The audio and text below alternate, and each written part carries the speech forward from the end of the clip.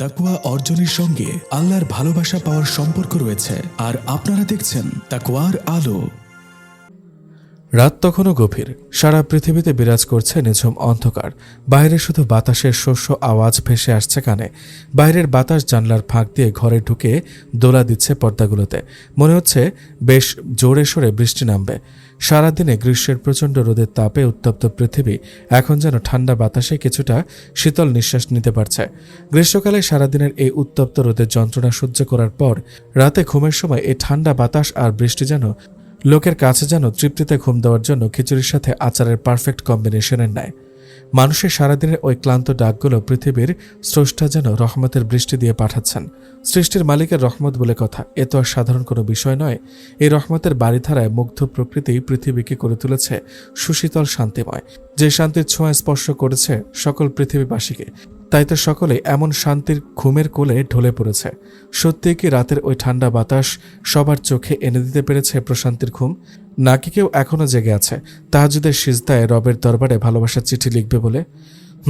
গভীর অন্ধকারে ঘরের ড্রিম লাইট জ্বালিয়ে তাহাজ্জুদের কলমে সিজদার খামে ভরে শত শত অভিযোগ, আক্ষেপ চাওয়াগুলো পেশ করছে নিজ রবের পানে। মনের একান্ত বেদনা আর ভালোবাসাগুলোকে নিপুণভাবে উপস্থাপন করছে সিজদাতে। এ যে রবের সাথে ক্লান্ত আত্মার একান্ত নিবৃত্তের প্রেম। এরই মাঝে হঠাৎ বাহিরে ঝুম বৃষ্টি শুরু হয়ে গেল।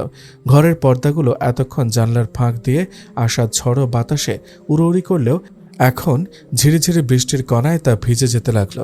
জানলার পাশে জায়নামাজ পেতে সিজদা দেওয়াতে নত থাকা অবস্থায় কিছু বৃষ্টির ছিটা যেন শরীরে এসে মন প্রাণ চুরি করে নিয়ে যাচ্ছে।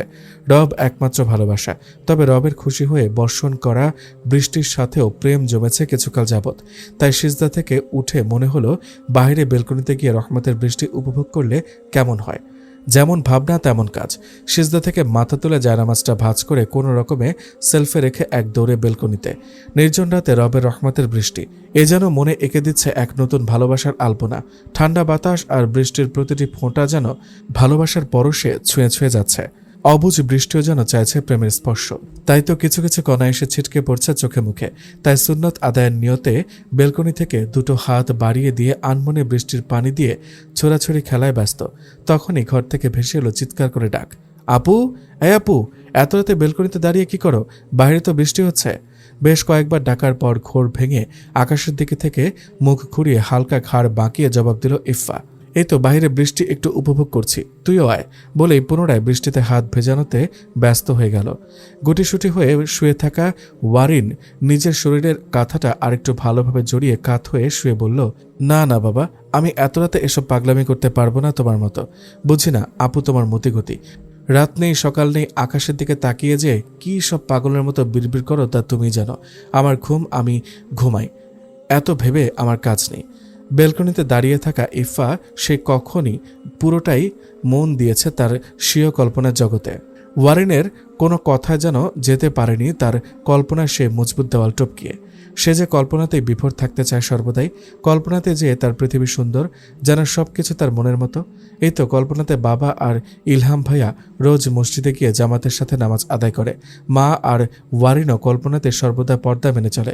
কখনো পর্দার মতো এমন ফরজ বিধান মানার ক্ষেত্রে বিরক্তি প্রকাশ করে না, ঠাট্টা তামাশা বিদ্রুপ করে না।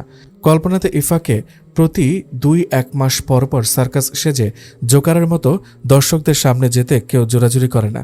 কল্পনাতেই তো প্রতিনিয়ত রবকে অনুভব করা যায়। এমনকি বাতাসেও যেন পবিত্র কারোর নিঃশ্বাস অনুভব হয়, যার অপেক্ষায় বিভোর ফাতিহা ফারদিন ইফা। এর মাঝে ইফার স্মরণে এলো বৃষ্টির সময় কিছু বিশেষ দোয়া করা মুস্তাহাব। রাসূলুল্লাহ সাল্লাল্লাহু আলাইহি ওয়াসাল্লাম যখন বৃষ্টি হতো তখন বলতেন, আল্লাহুম্মা সায়্যিবান নাফিআন, অর্থ, হে আল্লাহ, একে উপকারী বৃষ্টি বানিয়ে দিন। এমনই বৃষ্টি থামার পর তিনি আল্লাহর শুকরিয়া আদায় করে পড়তেন, মুতরিনা বিফাদলিল্লাহি ওয়া রাহমাতিহি, অর্থ, আমরা আল্লাহর অনুগ্রহ ও রহমতে সিক্ত হয়েছি। ইফা বৃষ্টির দোয়া পড়া শেষ করে তার অন্তরের একান্ত দোয়াগুলো নিজ রবের দরবারে নিবেদন করে দিল আর অন্তর দিয়ে আল্লাহকে অনুভব করার চেষ্টা করল।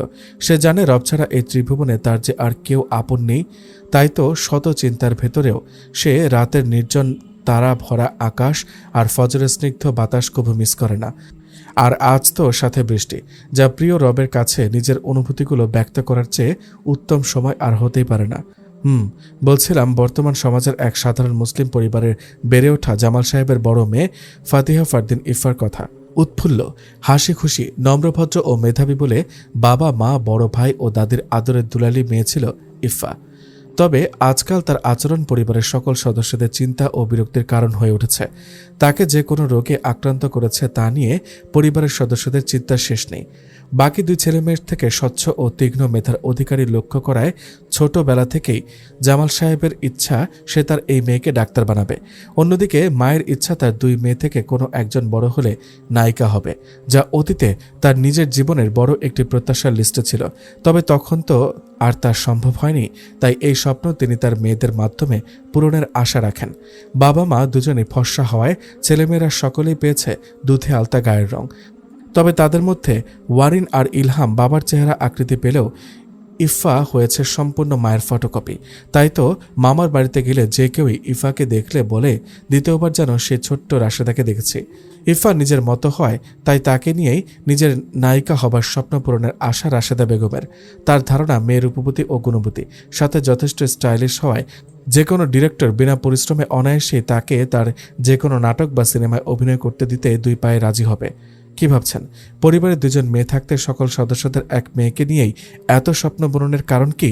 বলছি সালাম সাহেবের ছোট মেয়ে ওয়ারেনের এসব লেখাপড়া করে ডাক্তার ইঞ্জিনিয়ার হওয়ার স্বপ্ন নিয়ে পড়ে থাকার সময় নেই। কোনো রকমে পড়াশোনাটা শেষ করতে পারলেই সে বাঁচে। সে থাকে সর্বক্ষণ তার স্মার্টফোন নিয়ে ব্যস্ত। তার স্বপ্নের তালিকা ডিফারেন্ট। তার ইচ্ছা বড় হয়ে একজন প্রফেশনাল কন্টেন্ট ক্রিয়েটর হবে, আর সে তার এই স্বপ্নের গাছের গোড়ায় পানি ঢালে প্রতিদিন। তাই এখন থেকে ছোট ছোট রিলস ভিডিও বানিয়ে আপলোড দেয় মেঘকন্যা ওয়ারিন একরা নামক তার ছোট্ট পেজে। পরিবারের সদস্যদেরও তার এমন খামখেয়ালেপনা পছন্দ না, তবে তাতেও বাধা দেওয়ার জোর তাগিদ কেউ অনুভব করে না। মাঝে মাঝে পড়ালেখার ব্যাপারে মনোযোগী হও বুঝালে এটা মডার্ন যুগ বলে উড়িয়ে দেয় ওয়ারিন। তবে ইলহাম মোটামুটি ভবিষ্যৎ নিয়ে সিরিয়াস। বাবা সারা জীবন বড় পদের সরকারি চাকরি করে জীবন কাটিয়ে দিলেও তার চিন্তা বড় কোনো নিজস্ব বিজনেসের। সে এবার অনার্স 3rd ইয়ারে পড়াশোনা করছে। সবকিছু ঠিকঠাক মতোই চলছিল। ইফাও তার বাবার স্বপ্ন অনুযায়ী রাত দিন এক করে কঠোর পরিশ্রম ও পড়াশোনা করে এসএসসি পরীক্ষা দিয়েছিল। চোখে মুখে তার হাজারো স্বপ্ন ছিল যে পরীক্ষায় খুব ভালো একটা রেজাল্ট করে সরকারি কোনো পাবলিক বিশ্ববিদ্যালয়ে পড়াশোনা করবে। তবে বিপত্তি তো ঘটল তখন, যখন অল্প কিছু নাম্বারের জন্য A+ ছুটে গেল তার। এই রেজাল্ট নিয়ে কতই না স্বপ্ন ছিল তার দুটো চোখে, তবে শেষে একই হলো। এই কষ্ট সহজে মেনে নিতে পারল না ইফা। তার মাথায় দিন রাত শুধু সেই অপূর্ণ স্বপ্নের কথা ঘুরতে লাগলো। তাই রেজাল্ট প্রকাশের পর থেকেই মেয়েটা কেমন চুপচাপ আর একঘেয়ে হয়ে গেল। বাবা মা ও বড় ভাই ইলহামের শত সান্ত্বনাও কোনো কাজে আসলো না তখন। সবাই লক্ষ্য করলো যে মেয়ে আগে নিজে এত উৎফুল্ল থাকতো এবং বাসার সবাইকে উৎফুল্লতায় মাতিয়ে রাখত, সে আজকাল কেমন স্তব্ধ হয়ে গেছে। সপ্তাহে 2 থেকে 3 বার বান্ধবীদের সাথে পার্কে বা রেস্টুরেন্টে যাওয়ার আবদার তো দূরে থাক, এখন পর্যন্ত সে সর্বক্ষণ একা একা ঘরে বসে থাকতে চায়। এমনকি পরিবারের সদস্যদের সাথেও ভালোভাবে কথা বলতে চায় না। ভাই বোনদের থেকেও দূরে দূরে থাকে। সবাই তাকে অনেক বুঝিয়ে সুঝিয়েও যখন দেখলো পরিস্থিতি স্বাভাবিক করতে সক্ষম হলো না, তখন ইফার দাদি সালমা খাতুন রাশেদা বেগমকে বললেন, মেয়েকে নিয়ে কোথাও থেকে ঘুরে এসো, দেখবে কিছুদিন গেলেই সব ঠিক হয়ে যাবে। যেন আগেকার দিনের গুরুজনেরা বলতেন, ঔষধের সারে শরীরের রোগ আর প্রকৃতির অনুভবের সারে মনের রোগ। এই কথা শুনে রাশেদা বেগম আর জামাল সাহেবও শায়তান।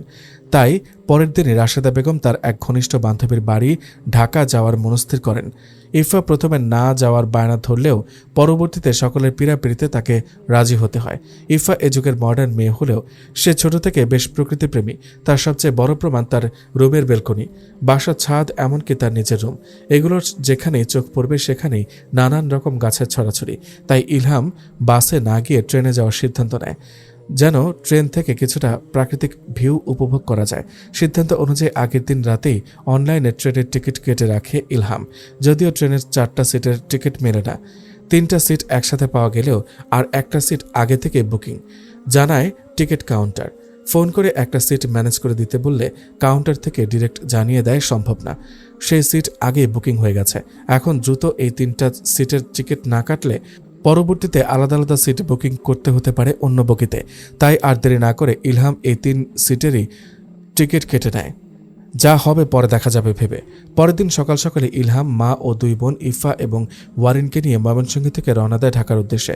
যেহেতু ট্রেনে দুইটা করে 4টা সিট পাশাপাশি থাকে, তাই ট্রেনে দুই বোনকে বসতে দেওয়া হয়েছে জানলার কিনারায় 2 সিটে, আর দুজনের পাশের 2 সিটে বসেছে মা আর ভাই। যদিও পাশের একটা সিট অন্য কারোর বুকিং। ট্রেনে ওঠার পর থেকেই ইফা আপন মনে বাইরের ভিউ দেখে যাচ্ছে, আর ওয়ারিন তার ফোন দিয়ে সুন্দর সুন্দর ভিডিও ক্লিপ নিতে ব্যস্ত। ট্রেন চলছে তার আপন গতিতে, আর মাঝে আধ ঘন্টা পরপর থামছে এক একটা স্টেশনে।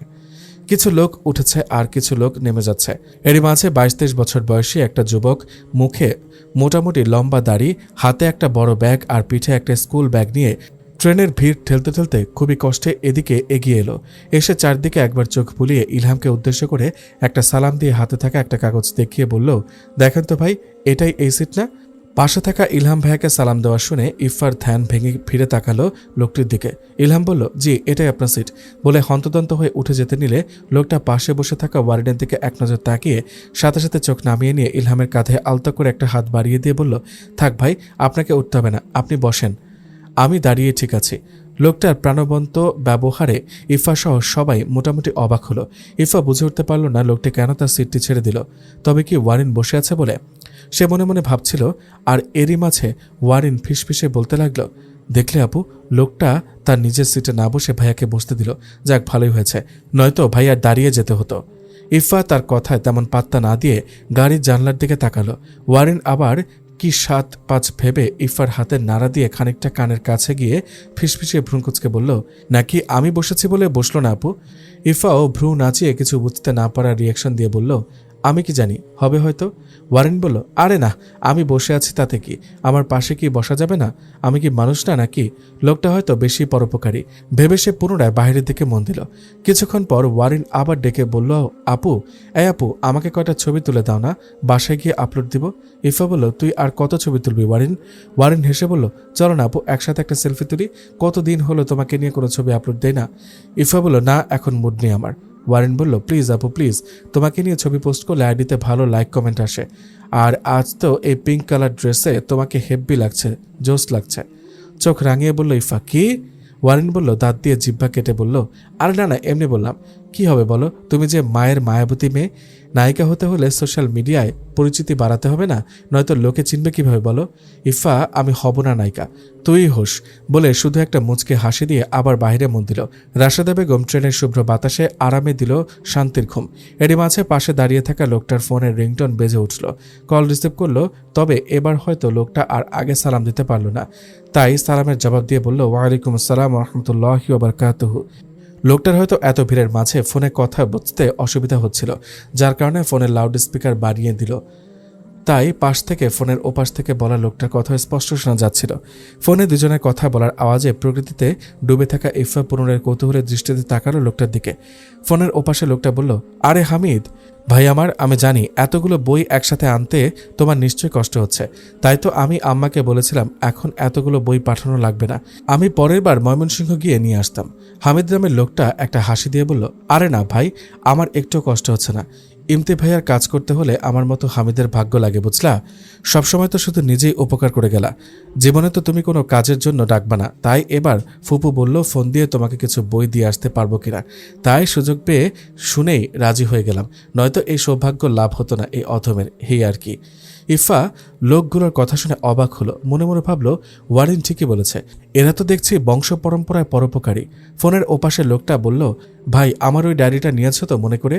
হামিদ নামের লোকটা একটু নিচু হয়ে নিচে রাখা খোলা ব্যাগটাতে উঁকি দিয়ে উপরে থাকা কলিজা কালারের মোটা ডায়েরিটার দিকে তাকিয়ে শিওর হয়ে বলল, জি জি নিয়েছি, চিন্তা করবেন না, আর কিছুক্ষণের মধ্যে নেমে পড়ব ট্রেন থেকে। ফোনের ওপাশের লোকটা বলল, আচ্ছা সাবধানে এসো ভাই বলে তিনি পুনরায় আগে সালাম বিনিময় করে ফোন কাটল। লোকগুলোর কথা বলার ধরন চালচলন অন্যদের থেকে ভিন্ন, তাই ইফা এতক্ষণ মনোযোগ দিয়ে তাদের কথাগুলো শুনছিল। কথা বলা শেষ হয়ে গেলে ইফা এবার সামনের দিকে তাকাতেই দেখল ওয়ারিন তার দিকে তাকিয়ে রহস্যময় একটা হাসি দিয়ে খানিকটা ভ্রু নাচিয়ে ইফার কানে কানে ফিসফিসিয়ে বলল, কি হলো আপু, ফাতিহা ফারদিন কি ওই দাড়িওয়ালার প্রেমে পড়েছে নাকি? ইফা ওয়ারিনের এই আজগুবি কথায় চমকে গিয়ে বলল, কি এসব কি বলিস তুই, আমি কিন্তু তোর বড় বোন। ওয়ারিন বলল, 1.5 বছরের বড় আপু, এতে কিছুই হবে না, সব শেয়ার করা যায় ছোট বোনের কাছে। আমি খেয়াল করছিলাম তো তুমি মাঝে মাঝে ওই লোকটার দিকে তাকাচ্ছ, তাই বললাম আর কি। তো কারো দিকে তাকালে কি তাকে পছন্দ হয়ে যায় নাকি? আশ্চর্য। লোকটার দিকে এক নজর তাকিয়ে ইফাকে বলল, পছন্দ হতেই পারত যদি লোকটা আরেকটু হ্যান্ডসাম হতো। সবই তো ঠিক ছিল, মুখে এমন এক হাত লম্বা দাড়ি রাখার কি প্রয়োজন ছিল বুঝলাম না। ইফা ওয়ারিনের হাত ধরে হালকা টান দিয়ে বলল, এসব কি হচ্ছে ওয়ারিন? লোকটা শুনতে পাবে তো, এসব শুনলে কি ভাববেন তিনি? ওয়ারিন বলল, শুনবে কি করে, সে তো এদিকে তাকাচ্ছেই না। কিছুক্ষণ পরে লোকটি ট্রেন থামলে চলে যাবে বলে ইলহামের সাথে কুশল বিনিময় করে নিল। ইলহামও কৃতজ্ঞতা জ্ঞাপন করল লোকটির প্রতি। লোকটি আবারও ভিড় ঠেলে ঠেলে পূর্বের ন্যায় ট্রেন থেকে নেমে গেল। ট্রেনটি ঢাকা চলে এসেছে, আর মাত্র 2-1টা স্টেশন পর নামতে হবে বলে ইলহামও তাদের ব্যাগ হাতে নিয়ে প্রস্তুতি নিতে লাগলো। এরই মাঝে কিছুক্ষণ পর নামার সময় হলে ভিড় ঠেলে ট্রেনের দরজার কাছে যাওয়ার আগে রাশেদা বেগমের হাতের সাইড ব্যাগটি ট্রেনের ফ্লোরে পড়ে গেল। তিনি নিচু হয়ে ব্যাগটি তুলতে নিলে কোমরে হাত দিয়ে ওহ বাবা বলে সোজা হলেন। ইফা, দাঁড়াও, আমি তুলছি বলে নিচু হলে ব্যাগ তোলার সময় দেখতে পেল কিছুটা সামনে ভিড়ের মধ্যে দাঁড়িয়ে থাকা কিছু লোকজনের পায়ের কাছে সে কলিজা রঙের ডায়েরিটা পড়ে আছে। ইফা বুঝতে পারল এটা হয়তো ওই লোকটারই ডায়েরি, যা হয়তো ভিড় ঠেলে ট্রেন থেকে নামার সময় নিচে পড়ে গেছে। তাই সে কিছুটা এগিয়ে গিয়ে ডায়েরিটা তুলে নিল। তারপর ট্রেন থামলে তারা ট্রেন থেকে নেমে পড়ল। ট্রেন থেকে নেমে ওয়ারিন খেয়াল করল ইফার হাতের ওই ডায়েরিটা। তাই সে অবাক হয়ে খানিকটা চিৎকার দিয়ে বলে উঠল, এ কি আপু, এটা তো ওই লোকটার ডায়েরি না, যেটাকে ফোনের ওই লোকটা যত্ন করে নিয়ে যেতে বলেছিল? এটা তোমার কাছে কেন? ওয়ারিনের চিৎকার শুনে রাশেদা খাতুন আর ইলহামও খেয়াল করলো। ইলহামও খানিকটা অবাক হয়ে বলল, সত্যি তো তাই। ইফা শান্ত গলায় বলল, ভাইয়া, ট্রেনে আম্মুর ব্যাগ ওঠানোর সময় দেখলাম ডায়েরিটা নিচে পড়ে আছে, তাই দরকারি ভেবে তুলে নিলাম। ইলহাম বলল, ভালো করেছিস বোন, হয়তোবা ডায়েরিতে লোকটার নাম ঠিকানা কিছু লেখা থাকবে, পরে সুযোগ করে ফেরত দিয়ে দিব। লোকটা আমাদের জন্য পুরো রাস্তা দাঁড়িয়ে দাঁড়িয়ে গেল, আর উপকার করতে পারলে হয়তো ভালো লাগতো। রাশেদা বেগম বলল, ঠিক বলেছিস বাবা। ক্রিং ক্রিং, ওহ এসে গেছে বোধহয় বলে উঠে গিয়ে দরজাটা খুলে দিল। আসসালামু আলাইকুম, কেমন আছো হামিদ? ওয়ালাইকুম আসসালাম, এই তো আলহামদুলিল্লাহ ভালো, আপনি কেমন আছেন ভাইয়া? আলহামদুলিল্লাহ আলা কুল্লি হাল। প্রিয় ভাই, আসতে কোনো সমস্যা হয়নি তো? না না, কোনো সমস্যা হয়নি, রবের দয়ায়। দাও দাও, তোমার হাতের ব্যাগগুলো আমাকে দিয়ে তুমি ফ্রেশ হয়ে এসো। সমস্যা নেই, আমি রাখছি বলে ঘরে গিয়ে টেবিলের ওপর ব্যাগগুলো রেখে ঘরের ভেতরে চারপাশে একবার চোখ বুলিয়ে বলল হামিদ, এত পরিষ্কার আর শৌখিন সবকিছু দেখে বোঝা যাচ্ছে এটা ডাক্তারের ঘর। আপনি সত্যি জিনিয়াস ভাইয়া, একসাথে ডাক্তারি পড়াশোনা, দিনী এলম শিক্ষা, লেখালেখি, আবার নিজের রান্নাবান্না, ঘর পরিষ্কার রাখা সব একা হাতে করতে পারেন কিভাবে? আমি তো এক কলেজের পড়াশোনা সামলে উঠতেই হিমশিম খেয়ে যাই। সত্যি আপনি খুব পবিত্র একজন মানুষ। কোথায় এত পবিত্রতা দেখলে ভাই? পবিত্রতা তো বিভিন্ন ধরনের হয়ে থাকে, যেমন হতে পারে তা মনের দিক থেকে, আবার হতে পারে বহিরাগত দিক থেকে। তুমি আমার ক্ষেত্রে কোনটা বলছো? শোনো ভাই, পবিত্রতা অর্জন মানে শুধু বাহ্যিক পরিচ্ছন্নতা নয়, বরং অন্তরের পরিশুদ্ধতাও। পবিত্রতা শুরু হয় অন্তর থেকে। যখন মন আল্লাহর স্মরণে পরিপূর্ণ থাকে, তখন বাহ্যিক জীবন স্বয়ংক্রিয়ভাবে পবিত্র হয়ে যায়। যে নিজের চোখ, জিহ্বা ও অন্তরকে হারাম থেকে বাঁচায়, সেই প্রকৃত অর্থে পরিশুদ্ধ মানুষ। তাছাড়া আল্লাহ তাআলা পবিত্রদের ভালোবাসেন, তাই প্রতিটি নামাজ, প্রতিটি অজু আমাদের জন্য পবিত্রতার নতুন এক আহ্বান। বাহ্যিক পবিত্রতা শরীরকে নির্মল করে, আর অন্তরের পবিত্রতা আত্মাকে উজ্জ্বল করে তোলে। সত্যিকারের পবিত্রতা তখনই আসে যখন মানুষ একান্তভাবে আল্লাহর সন্তুষ্টি লাভের উদ্দেশ্যে নিজের জীবনকে নিয়ন্ত্রণ করে। বুঝলে ভাই, পবিত্রতা অর্জন করা আমাদের জীবনের খুবই গুরুত্বপূর্ণ একটা চ্যাপ্টার। তবে পবিত্রতা অর্জন করার চেষ্টা করা এক বিষয়, আর নিজে পবিত্র একজন মানুষ হওয়া সেটা আরেক বিষয়। আমি হয়তো পবিত্র থাকার চেষ্টা করি, তবে পবিত্র মানুষ হয়তো এখনও হয়ে উঠতে পারেনি। অবাক হয়ে হা করে কথাগুলো শুনছে হামিদ। সত্যি ভাইয়া, আপনি একজন বিচক্ষণ মানুষ। আপনার সাথে গুছিয়ে কথা বলায় আমি প্রতিবারই হেরে যাব নির্দ্বিধায়। হয়েছে, আর বাড়িয়ে বাড়িয়ে প্রশংসা করতে হবে না। আরে না, আমি বাড়িয়ে প্রশংসা করছি না, আমি তো আপনাকে আরও অনুপ্রাণিত করছি। হো তাই? তাহলে শোনো, তোমাকে ফ্রিতে একটা অ্যাডভাইস দেই। ছেলেদের তুলনায় এসব পাম্প মেয়েদের ক্ষেত্রে বেশি কাজে লাগে, বুঝলে? ডাক্তাররা দেখছি মজাও করতে জানে। আচ্ছা যাও, এবার ফ্রেশ হয়ে এসো। জি যাচ্ছি।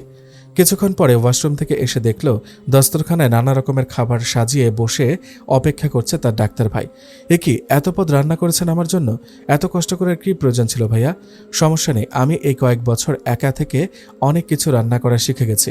এখন তুমি যা যা খেতে পছন্দ করো আমাকে বলো, আমি সময় পেলে তোমাকে সেগুলো রান্না করে খাওয়াবো, বুঝলে? ঠিক আছে। আচ্ছা ভাইয়া, একটা কথা জানার ছিল।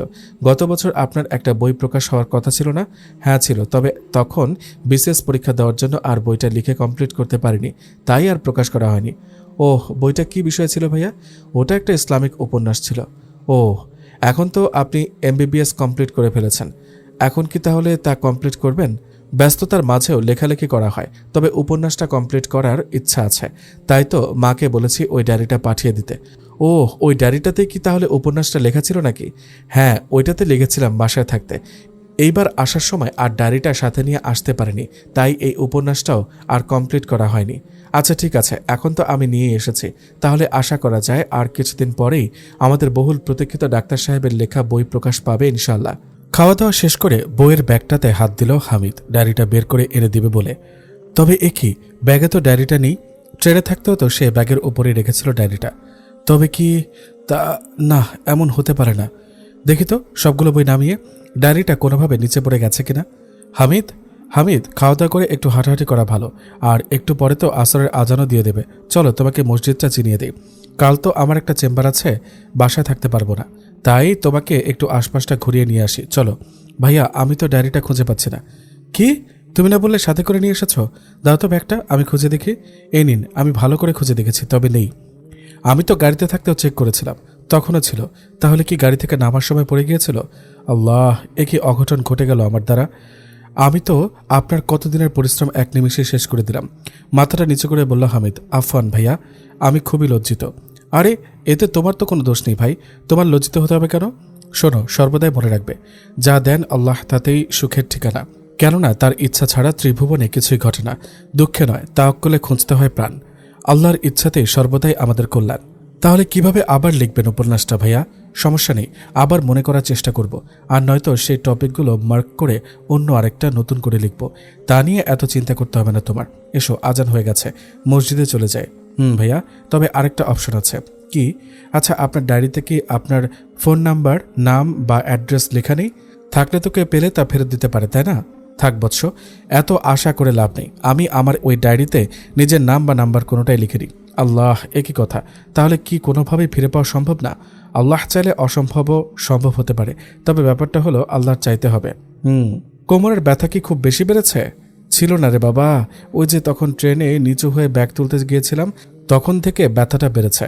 এখন তাহলে কি করব? তোমাদের গাড়িতে উঠিয়ে দিই, আর আমি বরং পাশের বাজারের ঔষধের দোকানগুলোতে গিয়ে দেখি ওষুধটা পাই কিনা। ইফা বলল, থাক ভাইয়া, বাজার তো এখান থেকে তেমন দূরে না, আমরা বরং রাস্তার পাশে ওই টেবিলটাতে বসি, তুমি গিয়ে ওষুধটা দ্রুত নিয়ে আসো, কেমন? কথাটা খারাপ বলনি আপু।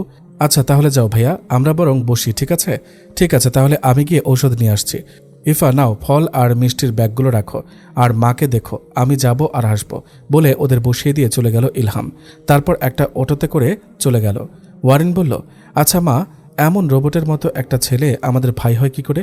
আমি ভেবে কুল পাই না, এমন একটা রোবটের জন্য আবার ভার্সিটিতে মেয়েরা পাগল হয়, তাও আবার আমাদের কিউট গার্ল মাহিয়া পর্যন্ত। রাশেদা বেগম ওয়ারিনের কানে চিমটি দিয়ে বলল, ও রোবট না, ও বোকা মেয়ে, ও আমার গুড বয়। ওহ, তাই তো? তোমার ওই গুড বয় ছেলে যখন তোমার বোনের মেয়েকেও প্রত্যাখ্যান করেছিল, তখনই কি গুড বয় বলেছিলে তাকে? ও প্রত্যাখ্যান করেনি, শুধু প্রতিষ্ঠিত হয়ে বিয়ে করবে বলেছে। ওয়ারিন ফিসফিসিয়ে ইফার কানে কানে বলল, এ যুগেও ভাইয়ার মতো একটা ছেলে বিয়ের জন্য এত সুন্দর একটা মেয়েকে প্রত্যাখ্যান করতে পারে? ভাইয়া চাইলেই তো মাহিয়া আপুর সাথেও প্রেম করতে পারে। মাহিয়া আপু তাকে কত পছন্দ করে। ইফা বলল, তুই কি করে জানলি যে ভাইয়া তাকে পছন্দ করে না? করে নাকি? তা তো ভাইয়াই ভালো জানে, আমি কি করে বলবো? রাখুন রাখুন মামা, এখানে নামবো আমি। এখানে নামবেন মামা? জি। আচ্ছা, এখানে ওষুধের দোকানটা কোন দিকটাতে আছে বলতে পারবেন প্লিজ? মামা, দোকান তো অনেকগুলোই আছে, তো ওইগুলান বাজারের দিকে একটু দূরে, হাতের বামে ওই গলির পাশে একটা ওষুধের দোকান আছে, ওইটাতে প্রায় সব রকমের ওষুধই পাওয়া যায়। আপনি ওইখান থেকে লইতে পারেন ওষুধ। জি ধন্যবাদ মামা, এই নেন আপনার ভাড়া। মামা, ভাড়া তো 10 টাকা, নেন আপনার 40 টাকা। থাক মামা, লাগবে না, ওইটা আপনি রাখেন। লোকটা স্নিগ্ধ একটা হাসি দিয়ে টাকাটা পকেটে রেখে চলে গেল। দোকানটা যেন কোন দিকে বলল? ওহ, হাতের বামের গলিটায়। উফ, এরকম অন্ধের মতো হাঁটছেন কেন? চোখে দেখতে পান না নাকি? এক্ষুনি তো আমাকে নিয়ে পড়তে যাচ্ছিলেন, মেয়েটার হাতে ধরে রেখে বলল ইলহাম। কোনো রকমে নিজের হাতটা দ্রুত ছাড়িয়ে সোজা হতে হতে বলল, ওহ আফওয়ান, বলে চলে গেল মেয়েটি। কি বলল এটা? আফওয়ান কার নাম? মনে মনে ভাবল ইলহাম, আজব তো মেয়েটি। আর এমন পা থেকে মাথা অবধি কালো কাপড়ে ঢেকে হন্তদন্ত হয়ে হাঁটলে তো লোকের গায়ে ধাক্কা খাবেই। এগুলো পরে চোখে দেখে কিভাবে কে জানে? আর নিচে এটা কি ফেলে গেল? হাতে তুলে দেখল ইলহাম, এটা তো একটা ঔষধের প্রেসক্রিপশন, এটা বোধহয় ওনারই হবে। এই মিস, শুনছেন? আরে এই ম্যাডাম, শুনছেনই তো না? তাই একটু দৌড়ে এগিয়ে গিয়ে মেয়েটার পেছনে দাঁড়িয়ে বলল ইলহাম, এই বোরকাওয়ালি আপনার। কি আশ্চর্য! এই পর্যন্ত বলতেই মেয়েটির সামনের দিকে আরও দ্রুত এগোতে এগোতেই ভয় পেয়ে বলল, দেখুন প্লিজ আমার পিছু ছাড়ুন। আপনি যেমন ভাবছেন আমি তেমন মেয়ে নই। আমি আমার মাকে নিয়ে এই এলাকায় একা থাকি। দয়া করে আমার সম্মান নষ্ট করবেন না, প্লিজ দয়া করুন। আপনার তো দেখছি মাথারও প্রবলেম আছে, দ্রুত একটা সাইকোলজিস্ট দেখিয়ে নেবেন, কর্কশ গলায় বলল ইলহাম। আমি আপনার পেছু নেব কেন? এই নিন আপনার প্রেসক্রিপশন, এটা ধাক্কা খাওয়ার সময় পড়ে গিয়েছিল। কে? তারপর পেছনে তাকিয়ে বলল, আপনি? আমি দুঃখিত বলে হাত থেকে এক টানে প্রেসক্রিপশনটা নিয়ে পুনরায় চলে গেল। কি আজব মেরে বাবা, আমি তার এত বড় উপকার করলাম, তাও একটা থ্যাঙ্কস পর্যন্ত দেওয়ার প্রয়োজন মনে করল না। আবার উল্টো বলছে আমি নাকি তার পিছু নিয়েছি। আজব দুনিয়া, উপকার করলেই অপবাদ শুনতে হয়। আচ্ছা, মেয়েটা তো ভয় পাচ্ছিল কেন? কি বলছিল যেন? আচ্ছা, ও কি এগুলো আমাকে বলছিল? দূর, জিজ্ঞাসা তো করার সুযোগ পেলাম না। ঠিক তখনই একটা ছেলে দৌড়ে এসে জিজ্ঞেস করলো, এই, এখান দিয়ে কোনো মেয়েকে যেতে দেখেছেন? ছেলেটাকে দেখে মনে হচ্ছে ভয়ঙ্করভাবে নেশায় আসক্ত হবে হয়তো। চেহারা, ছবি আর কথা বলার স্টাইল দেখে মনে হচ্ছে এক নম্বরের ভণ্ড। তাই ইলহাম মনে মনে কিছু একটা ভেবে জবাব দিল, কত মেয়েকে তো যেতে দেখলাম। এখন তুমি কার কথা বলছো আমি কি করে জানবো? কালো বোরকা পরা ছিল মেয়েটি। মনে মনে কিছু একটা ভেবে জবাব দিল, হ্যাঁ দেখেছি তো, বলে ধীর পায়ে আস্তে করে কিছুটা সামনের দিকে এগিয়ে দাঁড়ালো। তার মনোযোগ ওই ছেলেটির দিকে। ছেলেটা খানিকটা ভয় পেয়ে পিছিয়ে পড়ল। কি করতে চাস তুই ওই মেয়েটির সাথে? দেখে তো তোর মতিগতি ভালো বলে মনে হচ্ছে না, মনে মনে ভাবল ইলহাম। তবে এজন্যই মেয়েটি তখন এমন হন্তদন্ত হয়ে ছুটছিল। আপনি কে? আমার পিছনে লাগবেন না কইলাম, এটা আমগোর এলাকা। বলে ছেলেটা পকেট থেকে কিছু একটা বের করতে নিলেই ইলহাম তার হাত ধরে সজোরে তার গালে একটা চর বসিয়ে দেয়। ছেলেটা চর খেয়ে গালে হাতড়াতে পেছনের দিকে দৌড় দেয়। পেছন থেকে ইলহাম চেঁচিয়ে বলে, আর কোনোদিন রাস্তায় মেয়েদের ডিস্টার্ব করতে দেখলে তোর পা ভেঙে হাতে ধরিয়ে দেব। এতক্ষণের ঘটে যাওয়া কাহিনীগুলোর কিছু বুঝতে পারল ইলহাম। মনে মনে ভাবল, এই ভণ্ড ছেলেদের জন্যই রাস্তাঘাটে মেয়েরা নিরাপদে চলাচল করতে পারে না। এরই মাঝে ফোন বেজে উঠল। হ্যালো ভাইয়া, আর কতক্ষণ লাগবে আসতে তোমার? আমাদেরকে এখানে রাত কভার করাবে নাকি? আসছি, আর একটু ওয়েট কর ওয়ারিন। তাড়াতাড়ি এসো, আম্মু চিন্তা করছে। আসছি বলে তাড়াতাড়ি করে ওষুধ কিনে ওদের নিয়ে বাসায় পৌঁছালো ইলহাম। বাসায় পৌঁছে সবাই ফ্রেশ হয়ে নিয়েছে। ইফাও হাতে থাকা ডায়েরিটা একটা টেবিলের উপর খানিকটা ধাক্কা দিয়ে রেখে নিজেও ফ্রেশ হতে গেল।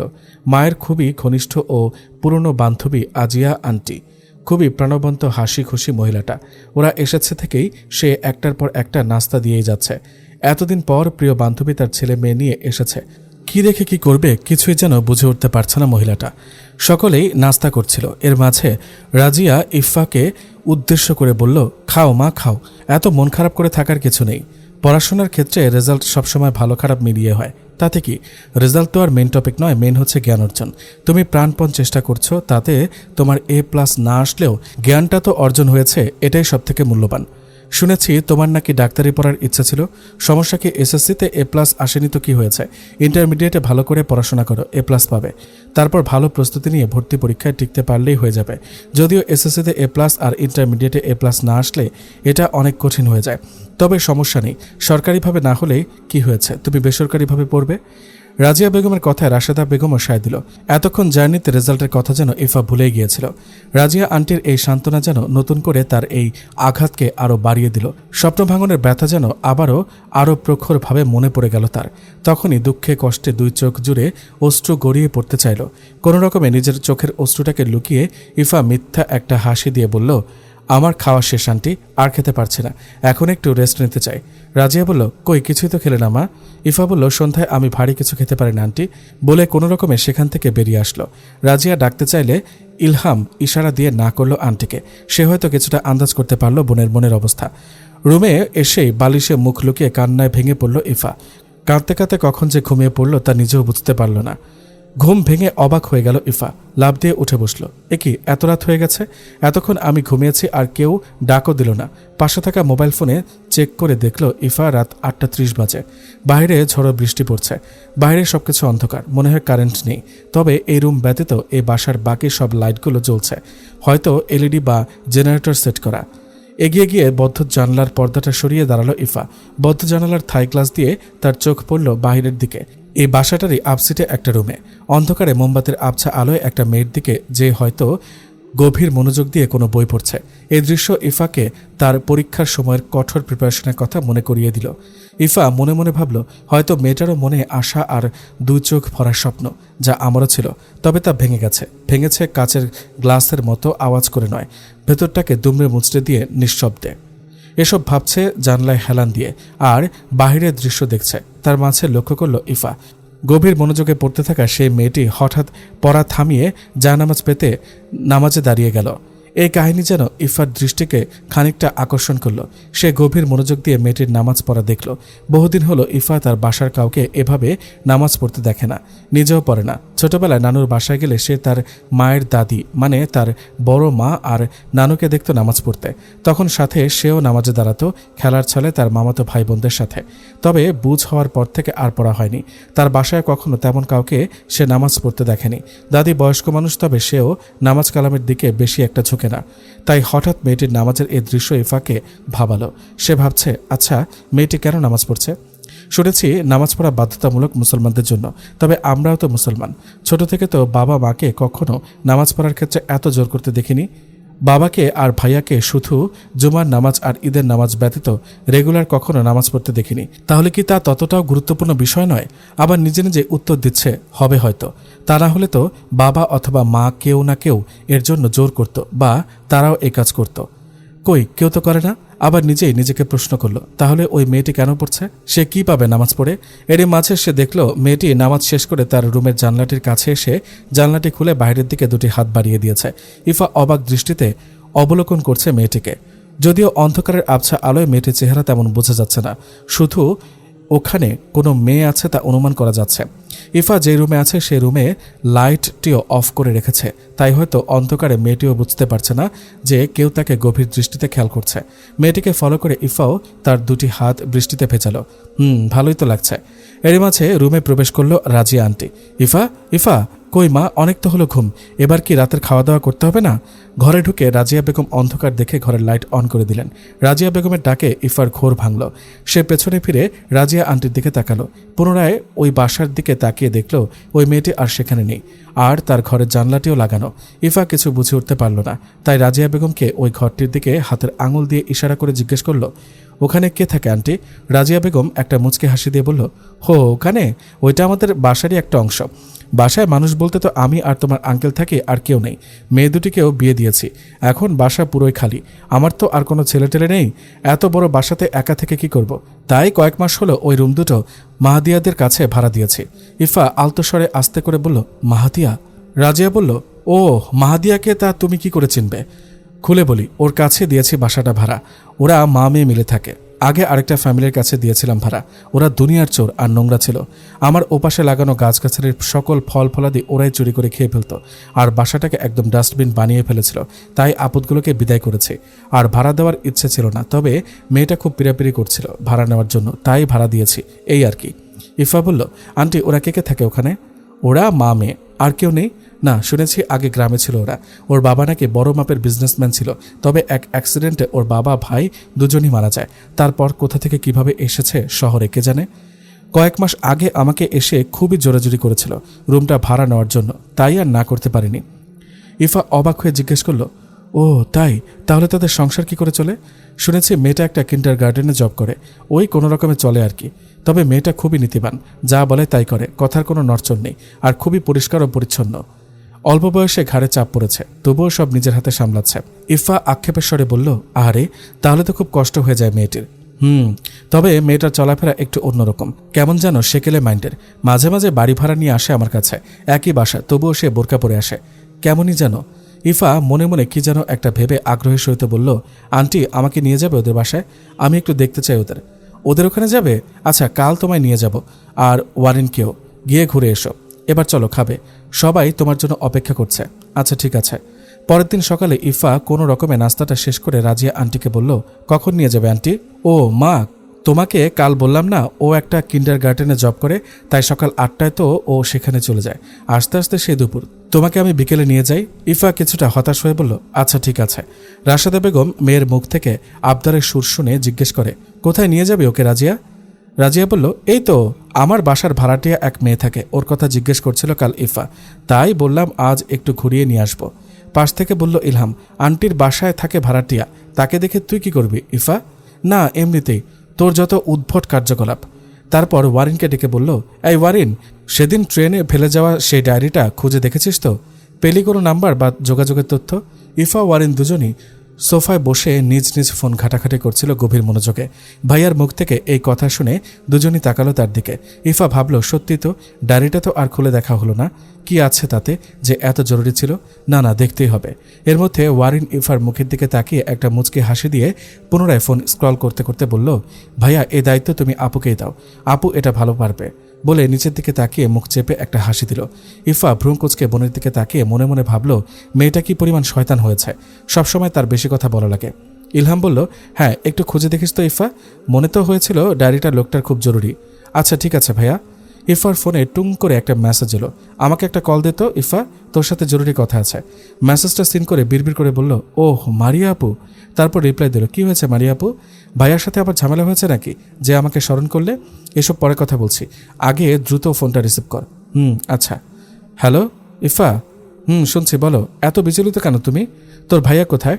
আমার নাম্বার ব্লক করে রেখেছে, আম্মুর ফোন দিয়েও কাল থেকে ওকে কল করে যাচ্ছে, আমার কল কেন রিসিভ করছে না? একটা মেসেজও সিন করছে না কেন? কুল কুল, কি হয়েছে আগে তো বলো আমায়। আর ভাইয়া আমাদের সাথে ঢাকায় এসেছে, কেন তোমাকে বলেনি? না, ওর সাথে আমার পরশু রাতে একটু কথা কাটাকাটি হয়েছে, তাই কাল থেকে ও এখন পর্যন্ত আমার সাথে কোনো যোগাযোগ করছে না। ওহ মাহিয়াপু, তোমাদের এই ঝামেলা কবে যে শেষ হবে? 2-3টা বছর ধরে এঙ্গেজমেন্ট হয়েছে তোমাদের, এখনও ভাইয়ার সাথে তুমি সম্পর্কটা স্বাভাবিক করতে পারলে না? রাগ হলেই তোমাকে ব্লক করে দেয়। 2 বছরেও কি এই অভ্যাসটা একটু চেঞ্জ করতে পারোনি তুমি? মনটা খারাপ করে বলল মাহিয়া, তোর ভাইয়াকে আমি সে ছোট থেকে পছন্দ করতাম, প্রপোজও করেছে আমি, কিন্তু সে রিজেক্ট করেছিল। এরপর থেকে বহু কষ্টে আমি মামুনিকে রাজি করিয়ে এঙ্গেজমেন্টটা করিয়ে নিয়েছি। জানি আমি এখন সে আমাকে পছন্দ করে, তবে বাছাধন তা মুখে প্রকাশ করবে না। আচ্ছা তুই বল, আমি তার হবু বউ, আমার সাথে কি দিনে 2 থেকে 3 বার ফোনে কথা বলা যেত না? এত জেদ, এত ইগো নিয়ে কি সম্পর্ক টিকিয়ে রাখা যায় তুই বল? আরে মাহিয়া আপু, তুমি ভাইয়াকে ভুল বোঝো না। শোনো একটা কথা বলি, ভাইয়া খুব loyal person and he is a different person. ভাইয়া অন্যদের তুলনায় আলাদা। ভাইয়া যাকে ভালোবাসে সে ব্যতীত অন্য কাউকে সে নিজের ব্লক লিস্টে রাখে না। তুমি তো ভাগ্যবতী, কেননা তুমি সে একমাত্র মেয়ে যাকে ইলহাম তালুকদার তার ব্লক লিস্টে রাখে। এটা তার ভালোবাসা প্রকাশেরই একটা অনন্য মাধ্যম, কেননা যাকে সে প্রচণ্ড পরিমাণে ভালোবাসে তার সাথেই শুধুমাত্র সে রাগ, জেদ, অভিমান প্রকাশ করে, বুঝলে? কিছুটা খুশি হয়ে বলল মাহিয়া, বেশ বুঝেছি আমি ননদিনী, তবে তোর একটা ফল্ট আছে। তুই কেন বারবার আমাকে মাহিয়া আপু বলে সম্বোধন করিস? তোকে না কতবার বলেছি আমাকে ভাবি ডাকবি? 10টা না 5টা না, একটা মাত্র ভাবি আমি তোর। এমন আপু ভালো লাগে না আমার। ডাকবো তো, আগে ভাইয়ের বউ হও, তারপর আজ হোক কাল হোক ভাবি তো হবই, তাই না? তো এখন থেকে প্র্যাকটিস কর ওয়ারিনের মতো। ও কত সুন্দর করে আমাকে ভাবি ডাকে। আপু, আমি ওয়ারিনের মতো হুট করে মাইন্ড চেঞ্জ করতে পারি না। আর তুমি আমার খালাতো বোন, সে ছোট থেকেই তোমাকে আপু বলে ডেকেছি, তো এই ডাক পরিবর্তন করে ফেলা কি খুব ইজি, বোঝো না তুমি? আচ্ছা বাদ দাও এসব বিষয়, এখন বলো তো আমি কি করতে পারি তোমার জন্য? কি আর করবি, প্রতিবার যা করিস তাই করবি। ব্লক লিস্ট থেকে সরিয়ে দে আমার নাম্বারটা। দিচ্ছি, থাকো তাহলে। এই আরেকটা কথা শোন, সাবধান, তোর ভাইকে চোখে চোখে রাখবি, দেখিস ওখানে গিয়ে যেন আবার তোর নতুন কোনো ভাবি জুটিয়ে না ফেলে। তোমার মনে হয় ভাইয়া এটা পারবে? হেসে জবাব দিল ইফা, জুটালেও বোধহয় ভালোই হতো। এই একজনকে ভাইয়ের পাশে ভাবতে ভাবতে আমি জাস্ট বোর হয়ে যাচ্ছি। এবার তো একটু চেঞ্জের প্রয়োজন আছে, তাই না বলো? এই মায়ের খাবি কিন্তু ইফা। আচ্ছা আচ্ছা, মজা করছিলাম আমি, ঠিক আছে থাকো তাহলে, আমি দেখছি কি করা যায় তোমার জন্য। প্লিজ, ওকে বাই, বলে ফোন কেটে ইলহামের কাছে গেল ইফা। ভাইয়া একটা কথা ছিল। কি? আপনার জন্য একটু জরুরি তলব। কি তলব? আপনার জীবনের সবচেয়ে এক্সপেন্সিভ বাস আমাকে ফোন দিয়ে বলেছে যে আপনাদের মাঝে কোনো একটা ঝামেলার কারণে আপনি নাকি তাহাকে আবারও আপনার ফোনের অতি মূল্যবান আসন ব্লক লিস্টে স্থান দিয়েছেন। এখন তাহার তরফ থেকে আকুল আবেদন হলো, দয়া করিয়া তাহাকে ব্লক লিস্ট থেকে বের করে বাধিত করিতে আপনার সুমর্জি একান্ত কামনা করিতেছি। ইলহাম মনে মনে ভাবল, ওকে তো ব্লক লিস্ট থেকে সরানো হয়নি। তারপর বিড়বিড় করে বলল, আমি তো ভুলেই গিয়েছিলাম। আচ্ছা যা তুই, আমি আনব্লক করে দিচ্ছি, বলে চলে গেল ইলহাম। ইফা বলল, কি বলো এসব? তুমি তোমার হবুবুকে ভুলে গিয়েছ? আজব ব্যাপার তো। তারপর পেছন পেছন ডেকে বলল, শোনো, তোমার মাদার যদি এই কথা জানতে পারে যে তুমি তার একমাত্র বোনের একমাত্র মেয়েকে পাত্তা দিচ্ছ না, জানো তোমার অবস্থা কি হবে। ইলহাম ইফার কোনো কথার পাত্তা না দিয়ে বাইরে চলে গেল। তারপর আনব্লক করে ইলহাম মাহিয়াকে কল করলো। ভাবছেন ঘটনাটা কি হলো? সবাই ইলহামের রিলেশনের ব্যাপারে এত পজিটিভ কেন? তারই উত্তর দিচ্ছি। মাহিয়া হলো রাশেদা বেগমের ছোট বোন, মুন্নিরা বেগমের না হওয়া একমাত্র আদরের দুলালি মেয়ে। সম্পর্কে খালাতো ভাই হলেও বুঝবান হওয়ার পর থেকেই সে শুধু ইলহামকেই পছন্দ করে। যদিও ইলহাম ছোট থেকেই তাকে ছোট বোন হিসেবে দেখেছে। তাই 4 বছর আগে যখন মাহিয়া ইলহামকে প্রথম তার ভালোবাসার কথা জানায়, তখন ইলহাম এক বাক্যেই তা প্রত্যাখ্যান করে এবং তারপর থেকে প্রায় 1-1.5 বছর ইলহাম মাহিয়াকে দেখলেই বাসা থেকে পালিয়ে দূরে কোথাও চলে যেত। ও বাসায় আসলে ইলহাম বাসায় আসতো না, বন্ধুদের সাথে হোস্টেলে থাকত। তবে পরবর্তীতে মাহিয়া এই কথা তার মাকে জানালে তার মা মেয়ের পছন্দকে প্রাধান্য দিয়ে নিজের বোনের কাছে মেয়ের বিয়ের প্রস্তাব জানায়। রাশেদা বেগম নিজের বোনের প্রস্তাব প্রত্যাখ্যান করেনি, রাজি হয়ে যায় বিয়েতে এবং পরিবারের সবাইকে নানাভাবে কনভিন্স করে। তার 2-1 মাস পরেই আংটি পরিয়ে রাখে মাহিয়াকে। এভাবে ইলহামের সাথে নিজের রিলেশনশিপকে জোরালো করেছে মাহিয়া। তাই সেই সুবাদে ইলহামের সমগ্র পরিবার ইলহাম আর মাহিয়ার ব্যাপারে এত পজিটিভ এবং এখন সবাই মিলে তারা দিচ্ছে তাদের বিয়ের ব্যাপারে। তবে এখন শুধু ইলহামের বিজনেসটা আর গ্রাজুয়েশন কমপ্লিটের জন্য অপেক্ষা। যদিও ইলহামের বড় একটি শোরুম প্রতিষ্ঠার কাজ এখনও চলছে এবং তার কাজ প্রায় শেষের দিকে, তবে তা পরিপূর্ণ কমপ্লিট করেই সে মাহিয়াকে বিয়ে করে ঘরে তুলবে। প্রথমে পাত্তা না দিলেও বর্তমানে ইলহামের মনে অনেকটা জায়গা করে নিয়েছে মাহিয়া। তাই মনে মনে মাহিয়ার পছন্দের কথা মাথায় রেখে মাহিয়ার চয়েসেই তার বিজনেসটা দাঁড় করাচ্ছে সে। কেননা মাহিয়া তার ফ্যাশন সেন্সের ব্যাপারে খুবই প্রসেসিভ। তাই তার আবদার ছিল যে ইলহাম যেন ফ্যাশন প্রোডাক্টের উপরেই ময়মনসিংহ শহরে বড় একটা শোরুম প্রতিষ্ঠা করে, যেখানে স্কিন কেয়ারের প্রোডাক্টের পাশাপাশি ফ্যাশনেবল কসমেটিক্সও পাওয়া যাবে, যেন রূপচর্চার ক্ষেত্রে মানুষ বিভিন্ন স্থানে তাদের প্রয়োজনীয় প্রোডাক্ট না খুঁজে এক জায়গাতেই সব পেয়ে যেতে পারে। এটাতে শহরের বেশিরভাগ মানুষেরই দৃষ্টি আকর্ষিত হবে এই মার্কেটের প্রতি, আর সেলও হবে মাত্রাতিরিক্ত। বিকেলে ইফা কি যেন ভেবে টেবিলে থাকা ডায়েরিটা হাতে নিল পড়বে বলে। সেই তখনই রাজিয়া আন্টির ডাক। কই এসো ইফা, তোমাদের নিয়ে যাই মাহাদিয়াদের বাসায়। ও বাসায় এসে গেছে। ইফা 7-5 ভেবে আর সময় নষ্ট না করে হাতের ডায়েরিটা পুনরায় টেবিলে রেখে সাড়া দিল। আসছে আন্টি। চল ওয়ারিন, এক জায়গায় যাব। কোথায় আবার? চল না, গেলেই তো দেখতে পাবি। না গেলে হয় না আপু? না হবে না, চল চল না। একরাশ বিরক্তি নিয়ে বোনের আবদার রক্ষার্থে ফোনটা 1 ক্লিকে বন্ধ করে চার্জে বসিয়ে রেখে তার সাথে গেল ওয়ারিন। ইফার মনটা কেন যেন রাতে দেখা সেই অচেনা মানুষটাকে দেখতে অসম্ভব আগ্রহী। কেন যেন মেয়েটাকে দেখার পর থেকেই ইফার মনে হাজারো প্রশ্ন ভিড় করে যাচ্ছে, যেগুলোর উত্তর জানাটা খুব জরুরি বলে মনে হচ্ছে তার। তাই তাকে দেখার এত তোড়জোড়। রাজি আন্টির সাথে গেল 2 বোন। তবে ঘরে দরজার সামনে গিয়ে আরেক কাণ্ড। দরজার ওপর একটা কাগজে বড় বড় করে লেখা, যদি মহিলা হন তবে 2 বার নক করুন, আর পুরুষ হলে 3 বার নক করুন। ইফা লেখাটা দেখে অবাক হয়ে রাজিয়া আন্টির দিকে তাকিয়ে আছে। ব্যাপারটা রাজিয়া বুঝতে পেরে মুচকে হাসি দিয়ে বলল, তোমাকে বললাম না ও একটু অন্যরকম, তাই আরও কত যে অদ্ভুত সব কাজকর্ম করে, দেখলে তুমি আরও অবাকই হবে। ওয়ারিন বলল, ও রিয়েলি আন্টি? হ্যাঁ। তো আন্টি 2 বার কি নক করব? জিজ্ঞেস করলো ইফা। ওয়ারিন বলল, আপু আমি 3 বার নক করে দেখতে চাই যে পুরুষ হলে ওনাদের রিয়াকশনটা কেমন হয়। না না ওয়ারিন। বলতে বলতে ওয়ারিন 3 বার নক করে ফেলল। ইফা বলল, এ কেমন অসভ্যতাম ওয়ারিন? আপু প্লিজ কিছু বলো না, আমি জাস্ট দেখতে চাই কি হবে পুরুষ হলে, এক কানে ধরে অপরাধীর স্বরে বলল ওয়ারিন। কিছুক্ষণ পর দরজা খুলল। আশ্চর্য, কই তার মুখ হাত কিছুই তো বোঝা যাচ্ছে না। ওয়ারিন। ইফা অবাক হয়ে তাকিয়ে আছে মেয়েটির দিকে। আসসালামু আলাইকুম আন্টি। ও আপনি এসেছেন? আমি ভাবলাম পুরুষ কেউ হয়তো। রাজিয়া বলল, ওয়ালাইকুম আসসালাম। হ্যাঁ আমি, আসলে ওরা আমার মেহমান, তাই ওদের নিয়ে আসলাম তোমার সাথে আর রুকসানা আপার সাথে দেখা করাতে। জি ভালো করেছেন আন্টি, আসুন ভেতরে আসুন। ইফা ওয়ারিনের দিকে তাকিয়ে তাদেরকে উদ্দেশ্য করে বলল, আসুন আপনারাও আসুন। ভেতরে ঢুকতে ঢুকতে ওয়ারিন ইফার হাত ধরে টান দিয়ে বলল, ইউ আপু এই মেয়েটা কি পাগল? এ তো দেখি পুরাই জঙ্গি। ও কি বাসায়ও এসব পোশাক পরে থাকে নাকি? মানুষের কেমন যে রুচিতে কুলয় এমন কালো পোশাক পরে থাকতে, আমি বুঝি না। আমাদের স্কুলের সেই হুজুর মেয়েটার মতো, তাই না, যাকে স্কুলের টিচাররা জঙ্গি বলে ডাকে। ইফা কিছু বুঝতে না পারার মতো চুপ করে রইল, যেন সে কিছুই বুঝে উঠতে পারছে না। শুধু সে মনে মনে ভাবছে রাজিয়া আন্টির বলা সেই কথাটা, যে মেয়েটার চালচলন কেমন যেন অদ্ভুত। তাহলে কি মেয়েটা আমার সাথে কথা বলবে, মিশবে আমার সাথে? আর যদি কথা না বললে আমার এতগুলো প্রশ্নের উত্তর সেগুলো কাকে জিজ্ঞেস করব? রাজিয়া ভেতরে প্রবেশ করে রুকসানা বেগমকে উদ্দেশ্য করে বলল, আপনার শরীরটা এখন কেমন আছে আপা? রুকসানা বেগম বললেন, আলহামদুলিল্লাহ ভালো আছি বোন। শোয়া থেকে উঠে বসতে বসতে জবাব দিল রুকসানা বেগম। রাজিয়া বলল, এ কি আপা, আপনার শরীর তো এখনও খুবই দুর্বল, তাহলে যে বললেন আলহামদুলিল্লাহ ভালো আছেন। রুকসানা বেগম বললেন, বোন, সুস্থতা অসুস্থতা সবই তো আল্লাহর দেওয়ার নিয়ামত, তাই সদা সর্বাবস্থায় আলহামদুলিল্লাহ বলা আমাদের মুসলমানদের জন্য একান্ত করণীয়। এতে আল্লাহ নিয়ামত বাড়িয়ে দেন। আলহামদুলিল্লাহ, আল্লাহ ছাড়া আর কেই বাঁচান আমাদেরকে, বলেন তো বোন। এরই মধ্যে মাহাদিয়া দ্রুত গিয়ে নিজের লম্বা হিজাব আর হাত মোজাগুলো খুলে তাদের 3টা চেয়ার নিয়ে এনে বসতে দিল। ওয়ারেন অবাক হয়ে ইফাকে বলল, দেখো আপু, কালো কাপড়টা খুলে এসেছে মেয়েটা, কই দেখতে তো খারাপ না, তো এমন করে মুখ লুকিয়ে রেখেছে কেন বুঝলাম না। আন্টি, মেহমান নিয়ে এসেছেন আলহামদুলিল্লাহ, আজকে একটু বসুন প্লিজ, আমি আপনাদের জন্য কিছু নাস্তা নিয়ে আসি, অন্যদিন তো এসে সাথে সাথে চলে যান। রাজিয়া বলল, না না মা, তোমাকে এত ব্যস্ত হতে হবে না, তুমি তো কোথাও যাচ্ছিলে, গেলে না যে? আমরা এমনি একটু দেখা করতে এসেছি, এক্ষুনি চলে যাব, নাস্তা দিতে হবে না।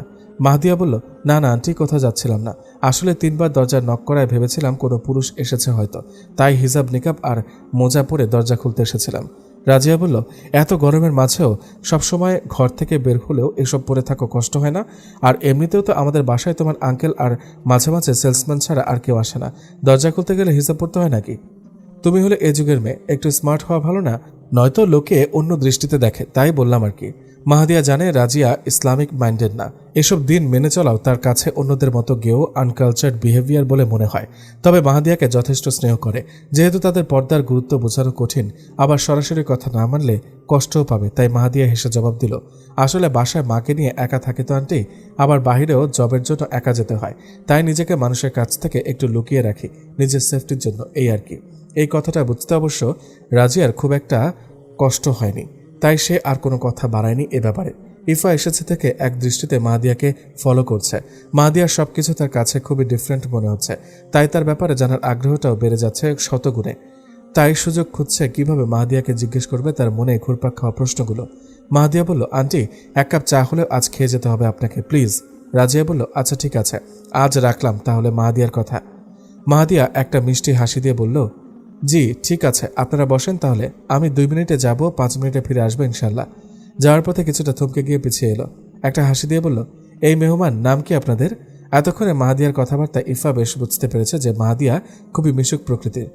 ইতস্তত হয়ে বলল, আমার নাম ফাতিহা ফারদিন ইফা, আর ও আমার ছোট বোন ওয়ারিন ইকরা। ওহ মাশাল্লাহ, আপনাদের নামগুলো আপনাদের মতোই বেশ মিষ্টি, আর আমার নাম সাফানা মাহাদিয়া মাহি। ওয়ারেন বলল, ওহ তাই, আমার ভাবির নামও। অমনি ইফা ওয়ারেনকে আস্তে একটা চিমটি কেটে ইশারায় চুপ করতে বলল। ওয়ারেন চুপ হয়ে গেল দেখে মাহাদিয়া জিজ্ঞেস করলো, কি বলছিলে? ইফা বলল, না, আমাদের একজন পরিচিত আপুর নামের সাথে তোমার নাম মিল আছে কিছুটা, ও তাই বলছিল। আর আপু আমাদের তুমি করে বললে খুশি হব, বলল ইফা। মাহাদিয়া বলল, আচ্ছা ঠিক আছে, আচ্ছা বসো তাহলে, আমি নাস্তা নিয়ে আসছি। মনে মনে ভাবছে ইফা মেয়েটাকে দেখলে মনে হয় কত হাসি খুশি, অথচ সবকিছু যে এক হাতেই সামলায় দেখলে বোঝাই যায় না, কত স্ট্রাগল করে চলতে হয় তাকে। ওয়ারেন চল যাই। আবার কোথায় আপু? মাহাদিয়া আপুর কাছে। না তুমি যাও, আমার বোর লাগছে, আগে জানলে আসতামই না, দূর ফোনটাও সাথে নিয়ে আসিনি, ভালো লাগছে না। ইফা ওয়ারেনের কথায় পাত্তা না দিয়ে চলল রান্নাঘরের দিকে। দাও আপু, আমি চায়ের কাপগুলো ধুয়ে দিই। চমকে পেছনে তাকিয়ে দেখলো মাহাদিয়া। ওহ ইফা, হ্যাঁ আমি। মাহাদিয়া নিজ হাতে সব কাজ একা সামলাচ্ছে, আবার পাশাপাশি ইফার সাথে গল্প করছে। মাহাদিয়ার সাথে কথা বলতে ইফার বেশ ভালোই লাগছে। এভাবে কথা বলে ইফা বেশ ফ্রেন্ডলিভাবে মাহাদিয়াকে তার নিজের ব্যাপারে অনেক কিছুই বলল। মাহাদিয়াও ইফার সাথে বেশ ঘনিষ্ঠভাবে মিশে গেল। চা খেতে খেতেও ইফা মাহাদিয়ার সাথে নানা গল্প করল। তবে ওয়ারিনের এসব কিছু ভালো লাগছে না, তার মনটা পড়ে আছে বাসায় তার ফোনের কাছে। মাহাদিয়া বেশ কয়েকবার কথা বলতে চাইল ওয়ারিনের সাথে, তবে ওয়ারিনই নিজে থেকে তেমন কথা বাড়ালো না, শুধু হ্যাঁ আর নাতে উত্তর দিল। এরই মাঝে দরজায় নক করলো কে যেন 3 বার। মাহাদিয়া অবাক হলো, এ সময় আবার কে এলো? এখন তো কারোর আসার কথা না। ভেতরে ভেতরে কিছুটা ভয়ও পেল সে। ইদানিং সবকিছুতে বেশ চমকে যাচ্ছে সে। মনে হচ্ছে কখন জানি কালো অন্ধকার নেমে আসে তার জীবনে। সে উঠতে যাবে তখনই ইফা বলল, থাক আপু, তোমার আর হিসাব পড়তে হবে না, আমি গিয়ে দেখছি কে এসেছে, বলে সেও উঠে গেল। আরে ভাইয়া তুমি এখানে? ইলহাম বলল। সাথে ফোন নিয়ে আসনি কেন কেউ? সন্ধ্যা যে হয়ে এসেছে, খবর আছে কোনো? ইফা বলল, কেন কিছু কি হয়েছে? ইলহাম বলল, আম্মু কি? আরে আম্মু টয়লেটে পা পিছলে পড়ে গিয়ে কোমরে ব্যথা পেয়েছে। কি? আচ্ছা তুমি দাঁড়াও, আমরা এক্ষুনি আসছি, বলে হন্তদন্ত হয়ে ঘরে ঢুকে গেল। ইলহাম বলল, আরে শুনবি তো পুরো কথা। উফ, চলে গেল। কে এসেছে ইফা? মাহাদিয়া জিজ্ঞেস করলো। ভাইয়া এসেছে আমাদের ডাকতে, দ্রুত যেতে হবে, আম্মু টয়লেটে পা পিছলে পড়ে গিয়ে বেশ ব্যথা পেয়েছে। তারপর দৌড়ে এসে মাহাদিয়ার হাত ধরে বলল, আপু তোমার সাথে আমার জরুরি কিছু কথা আছে। তুমি কি ফেসবুক ইউজ করো? না তো, তাহলে ফোন? ফোন তো নিশ্চয়ই ইউজ করো। কিন্তু কেন? আচ্ছা কাল আবার আসবো, ঠিক আছে? আচ্ছা কিন্তু বলতে বলতে ইফা ওয়ারিন আর রাজিয়া আন্টিকে নিয়ে তাড়াহুড়ো করে বেরিয়ে এলো। সে কখন থেকে পায়চারি করে যাচ্ছে মাহাদিয়া। কি হলো এটা? হঠাৎ এমন দুর্ঘটনা ঘটলো? কি বলতে চাইলো মেয়েটা আমায়? আচ্ছা যাবো কি একবার আন্টিকে দেখতে? না না, যাওয়া ঠিক হবে না। বাসায় ইরফার ভাইয়াও আছে শুনেছি। থাক, ও তো বলল কাল আসবে, কালই জানা যাবে সব। আবার কি যেন ভেবে হঠাৎ মনটা খুব অস্থির লাগছে মাহাদিয়ার। তাই ভাবলো 2 রাকাত নফল নামাজ পড়ে নেই, অন্তরটা প্রশান্ত হবে। কতবার বলেছি তোমাকে একটু সাবধানে চলাফেরা করতে, কিন্তু তুমি তো কথাই শোনো না। তোমার কি এখনো দৌড়াদৌড়ি করার বয়স আছে রাশেদা? শাসনের স্বরে বলল সালাম সাহেব। রাশেদা বেগম বললেন, হয়েছে হয়েছে, এখন সবাই মিলে শাসন করতে হবে না। কেউ কি ইচ্ছা করে পিছলে পড়ে যায় নাকি? Just accident. অ্যাক্সিডেন্ট তো এখন ভোগাবে মাসকে মাস। আচ্ছা ইলহামকে দাও দেখি। হ্যাঁ বাবা বলো। থাক, তোমাকে আর কাল ফিরে আসতে হবে না। তোমার শোরুমের কাজ আমি দেখছি। তোমার মায়ের এমনি কোমরের অবস্থা খারাপ, পরে ব্যথা উঠলে আবার সামাল দেওয়া কঠিন হবে। গিয়েছে শখ করে, কিছুদিন থাকুক। তুমি বরং এক কাজ করো, কাল তোমার মাকে নিয়ে একবার কোমরের চেক আপ করিয়ে নিয়ে এসো। রাশেদা বলল, আরে তেমন সিরিয়াস কিছু হয়নি, ডাক্তার দেখাতে হবে না। শুধু ব্যথা বাড়লে যে ওষুধটা খাই সেটা খেয়ে নিলেই হবে, আর একটা ব্যথার মলম মাখলেই হবে। ইলহাম বলল, আচ্ছা তুমি চিন্তা করো না বাবা, আমি দেখছি, বলে কেটে দিল ফোন। ফোন কেটে 3 ভাই বোন মিলে মাকে একটু শাসন করে তারপর পুনরায় আদর যত্নে ভরিয়ে দিল। ওয়ারেন বলল, ভাইয়া তাহলে তো তোমার কাল আর বাসায় ফেরা হচ্ছে না। ইলহাম বলল, তা তো যেতেই পারবো না, মায়ের জন্য কাল গিয়ে ঔষধ আর মলম আনতে হবে। এদিকে মাহি মাহি মা দেখ তো আমার প্রেশারের ওষুধটা দে তো একটু। মাথাটা খুব ঘোরাচ্ছে মা, আর হার্টের ওষুধটাও দিস, বুকটাও চিনচিন করে ব্যথা করছে আজ। এশার নামাজ শেষে জায়নামাজে মাথা দিয়ে শুলো মাহাদিয়া। জায়নামাজে এভাবে শুয়ে থাকলে যেন অন্যরকম এক প্রশান্তি কাজ করে মনে, যা আর কোথাও পাওয়া যায় না। তাই জায়নামাজে এভাবে শুয়ে থেকে হাজারো চিন্তা করছিল। মায়ের ডাকে ছুটে গেল। কি হয়েছে আম্মা? দেখ তো আমার প্রেশারের ওষুধটা একটু দে তো মা, বড্ড মাথা ঘোরাচ্ছে আজ, মনে হয় প্রেশার কমে গেছে। মাহাদিয়া তাড়াতাড়ি গিয়ে মায়ের ওষুধের বক্স ঘাটাঘাটি করে দেখল, কই কোথাও একটা ওষুধ নেই তো। এখন কি হবে? বাসায় তো একটা দুধ, ডিম, স্যালাইন কিছুই নেই যে মাকে খাওয়াবো। আবার মাসের শেষ দিকে হাতও ফাঁকা, যা টাকা ছিল তা আগের 2 মাসের বাসা ভাড়া আর মায়ের হার্টের ওষুধে শেষ হয়ে গিয়েছে। এখন ওষুধ কেনার টাকা বা কোথায় পাবো? আবার তো চাকরিটাও ছেড়ে দিতে হবে, না হলে আবার অন্য বিপদ। উফ, কি যে করি! আল্লাহ, তোমার সাহায্যের খুব প্রয়োজন। না, চাকরি ছেড়ে দিয়ে তো আর বাসায় বসে থাকলে হবে না, অন্য কোনো দিকে একটা কাজের খোঁজ করতে হবে। যদি বাড়িতে ফিরে যেতে পারতাম, তাহলে হয়তো ওখানে মাকে নিয়ে কিছু একটা করে জীবন চালানো যেত। আল্লাহ, তুমি তো রিজিকের মালিক, হালাল রিজিকের বারাকা দাও ইয়া রব। কিরে মা, ঔষধটা দে। ঔষধ নেই সেটা মাকে বললে মা আরও চিন্তায় পড়ে যাবে। দাঁড়াও মা, আমি 1 গ্লাস লবণ চিনির শরবত করে দিচ্ছি, খেয়ে শুয়ে পড়ো, দেখবে ভালো লাগবে। কেন রে মা, ঔষধ শেষ নাকি? থতমত খেয়ে বলল মাহাদিয়া। হ্যাঁ, এই তো কাল নিয়ে আসতে হবে আর কি। থাক মা, আমাকে বরং শরবতই করে দে, তাতেই ঠিক হয়ে যাবে, ওষুধ লাগবে না। রুকসানা বেগম মেয়ের অবস্থা জানেন। একলা একটা মেয়ে কত দিকে আর সামলাবে। যে বয়সে মেয়েরা বিয়ে করে শ্বশুর বাড়ি যাওয়ার স্বপ্ন দেখার কথা, সেই বয়সে তাকে টানতে হচ্ছে সংসারের গ্লানি। হায় রে পুরা কপাল! মনে মনে রবের কাছে এই ভেবে নিজের মৃত্যুর কামনা করতে ইচ্ছা হয় রুকসানা বেগমের। আজ তার স্বামী সন্তান বেঁচে থাকলে হয়তো ফুলের মতো নিষ্পাপ এই মেয়েটার ওপর এত বোঝা চাপাতো না। সেও এখন মেয়েকে বিয়ে দেওয়ার চিন্তা করতে পারত। তবে সবকিছু উল্টে গেল রবের ফয়সালায়। এসব ভাবতে ভাবতে রুকসানা বেগমের 2 চোখ বেয়ে টুপ করে 2 ফোঁটা জল গড়িয়ে পড়ল। এ কি মা, কি হয়েছে তোমার? চোখে পানি কেন তোমার? রুকসানা দ্রুত চোখের পানি আঁচল দিয়ে মুছতে মুছতে বলল, চোখে কিছু একটা পড়েছে বোধ হয়। শেষমেশ তুমিও এই কমন ডায়লগটা শিখে গেলে আম্মা। আচ্ছা এই নাও তোমার শরবত। কাল স্কুলের শেষ স্যালারি আনতে যাব, আসার সময় মনে করে আগে তোমার ওষুধ নিয়ে আসবো। কোনো চিন্তা করো না তুমি। শেষ স্যালারি মানে? কেন রে, এই চাকরিটা কি আর করবি না? না আম্মা। কেন? এই চাকরিটাতে একটু সমস্যা আছে আম্মা। রুকসানা বেগম মেয়ের কথা জানেন। সে কারণ ছাড়া কোনো সিদ্ধান্ত নেয় না। নিশ্চয়ই এর পেছনে যুক্তিসঙ্গত কোনো কারণ থাকবে হয়তো। কেননা এর আগের বারও এক স্কুলে চাকরি করাকালীন ওই স্কুলের প্রধান শিক্ষকের চরিত্রে সমস্যা থাকায় সে চাকরিটা ছাড়তে হয়েছে মাহাদিয়ার। আচ্ছা তুই যা ভালো মনে করিস। রুকসানা আবেগ আর চোখের পানি লুকিয়ে রাখতে পারল না, 2টি হাত মেলে দিয়ে বুকে টেনে নিল মাহাদিয়াকে। মাহি, আমার জন্য তোর ভবিষ্যৎ নষ্ট হচ্ছে মা। আমি মা হয়ে তোর জন্য কিছু করতে পারছি না রে। নিষ্ঠুর পরিবার আমার ইয়াতিম মেয়েটাকে অন্তত একটু জায়গা দিত, আমি না হয় কোনোভাবে রাস্তায় শেষ নিঃশ্বাসটা ত্যাগ করতাম। মায়ের কথা শুনে মাহাদিয়ার কলিজাটা যেন ফেটে যাচ্ছে। তবে মায়ের সামনে কাঁদলে হবে না, তাহলে তিনি আরও বেশি কষ্ট পাবেন। তাই মুখে একটা মিথ্যা হাসি ফুটিয়ে তুলে মায়ের চোখের পানিগুলো মুছতে মুছতে বলল, শোনো আম্মা, দুনিয়াটা হলো মুমিনদের জন্য কয়েদখানা। যে স্থানে আমাদের আদি পিতা ও আদি মাতাকে শাস্তির জন্য পাঠিয়েছেন, সেই স্থানে সুখ আশা করাটাও মূর্খতামি নয়। কি বলো? রুকসানা বলল, তাই বলে কি আর দুনিয়ার মানুষ থেমে আছে? তারা তো তাদের জীবনকে অতিবাহিত করে যাচ্ছে সুষ্ঠুভাবে। তো আমাদের বেলায় কেন এমন হবে?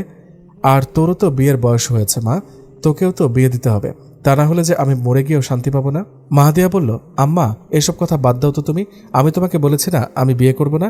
আমি তোমাকে নিয়ে বাঁচবো সারা জীবন। তারপর মৃত্যু এসে একদিন কড়া নাড়বে আমাদের জীবনে। তখন একজন একজন করে হাজিরা জানিয়ে চলে যাব রবের দরবারে।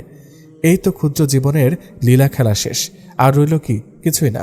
জানো, আমি এখন প্রায় প্রায় ভাবি, বাবা আর ভাইয়ার মৃত্যুর পর চাচারা আমাদের বাড়ি থেকে বের করে না দিলে আমরা হয়তো কখনোই আল্লাহকে চিনতে পারতাম না।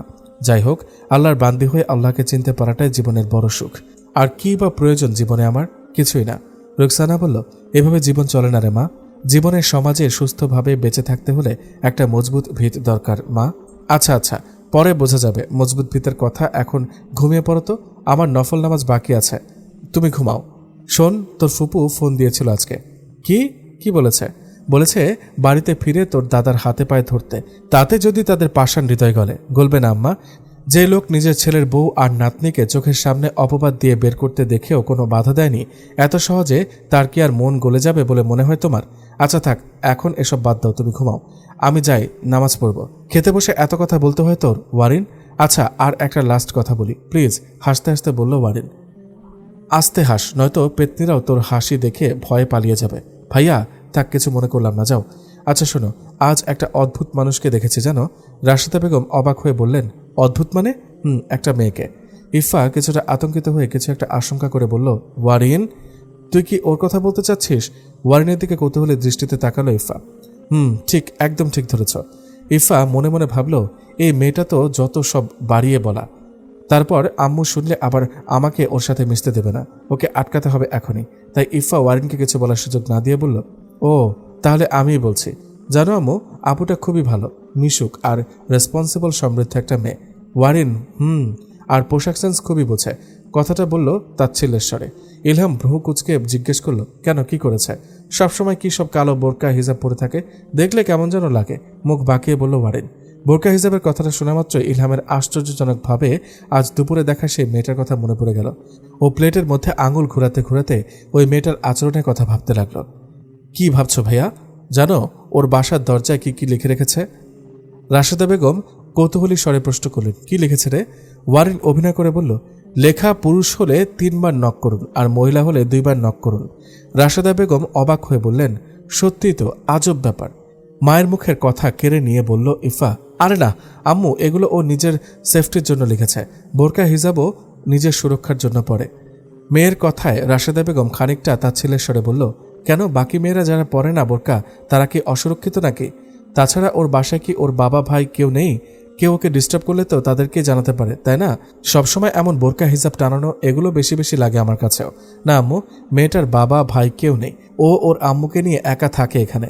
এবার ইলহামের মনে যেন বাড়ি দিয়ে উঠল, তাই জিজ্ঞেস করলো, কি মাকে নিয়ে একা থাকে? ইলহামের কানে আবারও ভেসে আসলো সেই কথাটা, প্লিজ আমার সম্মান নষ্ট করবেন না। আমি এই শহরে আমার মাকে নিয়ে একা থাকি। তাহলে কি আন্টির ওই ভাড়াটিয়াই রাস্তার ওই মেয়েটি নাকি? কি হলো, কি ভাবছো ভাইয়া? ইলহাম আমতা আমতা করে বলল, না কিছু না। তা তোর ওই আপু কি কোনো চাকরি বাকরি করে নাকি? এবার রাজিয়া বেগম বলল, হ্যাঁ, ও একটা কিন্ডার গার্ডেনে জব করে। বাবা ভাই অ্যাক্সিডেন্টে মারা যাওয়ার পর চাচারা ওদের বাড়ি থেকে বের করে দেয়, তাই মাকে নিয়ে একা এই শহরে থাকে। খুব ভালো মেয়েটা, খুবই সৎ। রাশেদা বেগমের মায়া হলো এই কথা শুনে। তা বললেন, আরে তাহলে তো মেয়েটা সত্যি খুব অসহায়। আসলে কার কপালে যে কি লেখা সেটা কেবল প্রভুই জানে। ইলহাম আবার খানিকটা দায়সারা ভাব নিয়ে প্রশ্ন করে, আচ্ছা আন্টি, আপনাদের এই এলাকায় মনে হয় বোরকাওয়ালি বেশি, তাই না? রাজিয়া বেগম সরলভাবে জবাব দেন, হবে হয়তো, আমি সঠিক জানি না, তবে এই এলাকাটা বেশি একটা ভালো না। এদিকে বখাটে ছেলেপেলেদের বেশি উৎপাত। রাশেদা বেগম খাওয়া শেষ করে উঠতে যাবে, তখনই আবার তার কোমরে ধরে আটকে উঠল ব্যথায়। ইফা এগিয়ে গিয়ে বলল, দাঁড়াও, আমি ধরে নিয়ে যাচ্ছি, চলো। ইলহাম মায়ের অবস্থা পর্যবেক্ষণ করে বলল, দাঁড়াও, কালকে গিয়ে ওষুধগুলো এনে দেব তোমাকে। মাহাদিয়া মিস, আপনার কি বাসায় কোনো প্রবলেম? পেছন থেকে ডেকে বলল ঈশিতা মিস। ওহ না মিস, কোনো সমস্যা নেই। না, দেখলাম এই মাস কমপ্লিট হওয়ার আগেই অগ্রিম বেতন উঠিয়ে নিলেন, তো তাই বললাম। আসলে আম্মার জন্য কিছু ঔষধ কিনতে হবে তো তাই। তারপর কাঁধে হাত রেখে বলল, আরে বোন, আমার সাথে এত ফর্মাল হতে হবে না আপনার। কখনো কোনো হেল্পের প্রয়োজন পড়লে আমাকে জানাবেন প্লিজ। আপনি একটা ভালো মেয়ে, তাই বান্ধবী ভেবে জানালে খুশি হব। জি ঠিক আছে, কখনো প্রয়োজন হলে জানাবো ইনশাআল্লাহ, তবে আজ লাগবে না। ঈশিতা বলল, আচ্ছা চলুন তাহলে, শেষবারের মতো আপনার সাথে যাই। আমিও আজ ছুটি নিয়েছি কিছু শপিং করব বলে, তাহলে চলুন একসাথে যাই। মাহাদিয়া বলল আমতা আমতা করে, না আসলে আমি কিছুদিন যাবৎ বাজারের সেই রাস্তাটা দিয়ে বাসায় যাই না, ওই স্টেশনগুলির রাস্তাটা দিয়ে যাই। ঈশিতা অবাক হয়ে জিজ্ঞেস করলো, কিন্তু কেন? বাজারের রাস্তা দিয়ে গেলে তো শর্টকাটে আপনার বাসায় পৌঁছানো যায়, আর স্টেশনগুলি দিয়ে গেলে তো বেশ দূর, তো আপনি এত রাস্তা ঘুরে কেন যান? মাহাদিয়া মনে মনে ভাবল, ওনাকে কি সবটা বলা ঠিক হবে? কি হলো মিস, কিছু বলছেন না যে? মাহাদিয়া ভয়ে ভয়ে বলল, আসলে কিছুদিন আগে থেকে বাজারের রাস্তায় একটা বখাটে ছেলে আমাকে খুব ডিস্টার্ব করছে এবং আমাকে ফলো করেছে। সেদিন রাস্তা আটকে আমার ঠিকানা জানতে চাইলে কোনো রকমে ভুল ইনফরমেশন দিয়ে পালিয়ে বাড়িতে যাই। এরপর থেকে স্টেশন গলি দিয়ে চলাচল করি, তবে কাল আবার সে আমাকে স্টেশনে গলির আগের মোড়ে দেখে ফেলে, তাই এখন আর কোনো ঝুঁকি নিতে চাই না। তাই ইচ্ছা না থাকলেও চাকরিটা ছাড়তে হচ্ছে। এমন একটি অপরিচিত শহরকে মাকে নিয়ে একা থাকা হয়, বুঝেনি তো আপনি? হঠাৎ কোনো বিপদে পড়লে পাশে থাকার মতো কেউ নেই, তাই কোনো রিস্ক নিতে চাই না আমি। ঈশিতা অবাক হয়ে বলল, এসব কি বলেন? আপনি কোনো স্টেপ নেন ওদের বিরুদ্ধে? বেশি বিরক্ত করলে না হয় এই এলাকার চেয়ারম্যানকে জানিয়ে দেখতে পারেন। লোকটা যদিও তেমন সুবিধার না, তবে বললে কাজ হতেও পারে। সামনে ইলেকশন আসছে তো, এখন জনগণের কথা রাখবে। থাক, আমি এই এলাকার স্থানীয় না, তাই এত ঝামেলা জড়াতেও চাই না। কোনো রকমে আমার মাকে নিয়ে নিজেকে সেভ রেখে বাঁচতে পারলেই হলো। আমি বুঝেছি একা হাতে সংসার চালানো কঠিন, তাছাড়া শুধু এই স্কুলের বেতনে সংসার চলারও কথা না। শুনুন, সেদিন আপনি আমার বড় একটা উপকার করেছিলেন। সেদিন আপনি হসপিটালে যদি আমার প্রেগনেন্ট বোনকে রক্ত দিয়ে সাহায্য না করতেন, তাহলে তার বাচ্চাটাকে বাঁচানো যেত না। তাই আমিও আপনার কাছে ঋণী, আপনার জন্য কিছু করতে চাই। আপাতত আপনি চাইলে আমার এক বান্ধবী ওর ছোট 2 ভাই বোনকে বাড়িতে গিয়ে টিউশনি করানোর জন্য একজন টিচার খুঁজছে। আপনি চাইলে ওদের পড়াতে পারেন। ওদের সচ্ছল পরিবার আপনাকে মোটামুটি ভালো স্যালারি দিবে আশা করি। মাহাদিয়া দ্বিমত করে বলল, কিন্তু মাহাদিয়ার অবস্থা বুঝে ঈশিতা বলল, সমস্যা নেই, আমি প্রতিদিন বিকেলে মন্দিরে পূজা দিতে আসি আমার মাসির সাথে। সেখান থেকে যাওয়ার পথে আপনাকে সাথে করে নিয়ে যাব। আপনি আমার জন্য এত ভাবছেন বোন। তারপর মনে মনে ভাবল, ইস, এত ভালো মেয়েটা যদি মুসলমান হতো। আচ্ছা চেষ্টা করে দেখি, চেষ্টা করলে মন্দ কি? যেতে যেতে মাহাদিয়া ঈশিতাকে বলল, জাযাকিল্লাহ মিস আমার এত উপকার করার জন্য। ঈশিতা মাহাদিয়ার কথা বুঝতে না পেরে বলল, যে জাযাকিল্লাহ কি বললেন এটা বুঝলাম না। মাহাদিয়া বলল, ওহ, জাযাকিল্লাহ মানে হলো ধন্যবাদ। আমরা বাংলায় কাউকে কৃতজ্ঞতা প্রকাশ করতে ধন্যবাদ বলি, এতে কৃতজ্ঞতা প্রকাশ করা হয়, তবে কোনো সওয়াব নেই। তবে আমরা যদি কাউকে কৃতজ্ঞতা প্রকাশ করে আরবিতে জাযাকিল্লাহ বলি, তাহলে কৃতজ্ঞতা প্রকাশের পাশাপাশি সওয়াবও হবে।